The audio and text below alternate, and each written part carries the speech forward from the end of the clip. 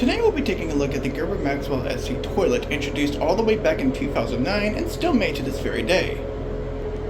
The Maxwell SE was actually a weird spin-off of the original Maxwell, and it basically paved the way to what the third generations would eventually be. Like modern Gerber Maxwells, the Trapway opening design would eventually get very inconsistent. It would start out looking like a Viper and then go all over the place. Nowadays, this model is kind of strange, and I wonder why it even exists. But let's take a look at this toilet and see what it has to offer. Design-wise, it looks very odd. The base looks kind of nice, as it has an accent towards the bottom, but the tank just doesn't work with it. Like I mentioned, the Trapway opening is very inconsistent. Here's what this one looks like, and it does have a siphon jet towards the bottom. The tank parts are very inconsistent. Generally speaking, they are kind of cheap though. You got a handle, you got this cheap fill valve, and you got a normal flat-brim base.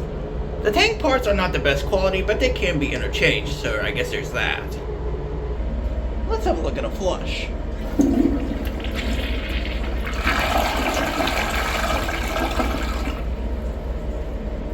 Pretty crappy. The pull and siphon power of this toilet is very inconsistent. It would start off okay towards the beginning, but as the years went on, like this one being from 2015, it got a little bit worse with time. The pulling factor is a bit slow, and the siphon can be very choppy. And it also really depends on the tank parts. If the tank parts are pretty crappy, the pulling and siphon power is going to be very short. It's just very inconsistent.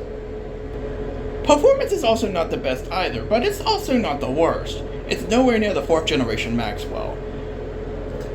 Everything just kind of got generic, and the performance is very mixed because of it. It really depends on what make you get. The early ones perform a little bit better, but not by too much. Now for ball rinse.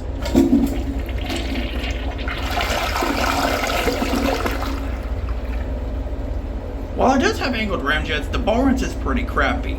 It's just the application is not that greatest, and sometimes the ball does not seem to help out, especially on elongated and ADA models.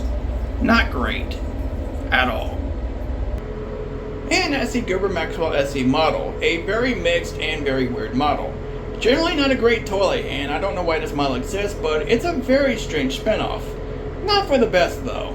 But let's take a look at this toilet in the grading scale. Let's grade it. While there are 1.28 gallon bottles, I'm going to be grading only the 1.6 gallon ones.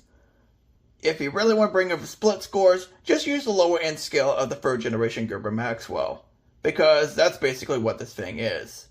Anyways, on with the grading scale. The more I look at this design, the more I am very confused. On the top, it just looks like a generic toilet, but on the bottom it has this nice accent. The combination of both slightly fancy and slightly cheap just doesn't work for me. It just looks off. I have to give it a 4. The tank parts started simple enough, but as time went on, the tank parts just got worse and worse. The biggest problem is while they are interchangeable, they're just very cheap parts that don't hold up very well. With simple parts, you should at least have to wait some time before you have to start replacing them, but with these, not so much. That's why I'm giving it a 4. The quality control is not very good. Not only are some of the designs all over the place with future models, but sometimes the flushes too. Everything about Gerber later on just got worse, and I don't understand why. And it's not just this toilet, it's with most other models too. That's why quality control is getting a 4. The Trapway looks simple enough, I guess. I don't know, it's pretty generic. I give it a 5. To the surprise of no one, the flush was always absolute crap. Now, like I mentioned, the flushes have been kind of all over the place, but even back in 2009, the flushes were sometimes absolute crap. And later ones, especially. Overall, I give it a 3. The pulling and siphon power is kind of mixed, I'm not going to lie. With this model, it seems like the pulls and siphons are slightly choppy, which can possibly cause some regurgitation, which is not very good. Compared to the actual 3rd generation, I think it's a little bit worse, but not by too much. I give it a 5. Performance-wise, it's pretty meh. It's not the best, but it's not the worst either. It's just pretty much in the middle. Compared to some other models though, it's not that great. I have to give it a 5.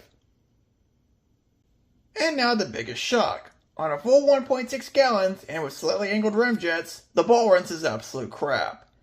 Even though the rim jets are angled, the application is the biggest problem, as well as some of the elongated models having slightly deeper bowls, which doesn't help. I was expecting the ball rinse to be a little bit better, but it's still crap. It's getting a 3. Survivability is quite in the middle. While sometimes these things can hold up, other times not so much.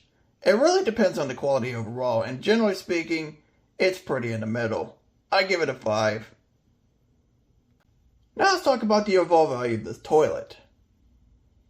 So what does the SE part mean? I personally think it's stupid addition because what's the point of this model again? Outside of it kind of being a demonstration of what the third generation Gerber Maxwell would be, which is not very good, this thing doesn't really offer too much. It's just a gigantic ball of confusion. It's basically trying to be two different toilets at once. Slightly fancy, but slightly cheap. And it just doesn't work. And not to mention that the qualities are all over the place. The flush and ball rinse are crap, but everything else is kind of in the middle. Overall, this thing started off as a mediocre mess, but then got worse over time, similar to many Gerber models. Nowadays, I don't see why this toilet even exists. So should you buy it? No. You're better off buying anything else compared to this. This thing is just a gigantic ball of confusion, and not to mention, not a good one at all. So that's why the value is a 4. The final score of the Gerber Maxwell SE toilet is a 42 out of 100. I really don't understand this toilet at all. It's just a bad model with nothing going on. It's basically what would be the third generation Gerber Maxwell, which was not a good side of things to come, and it only got worse. Nowadays, I don't even know why this model even exists. It's just very confusing, and not at all in a good way.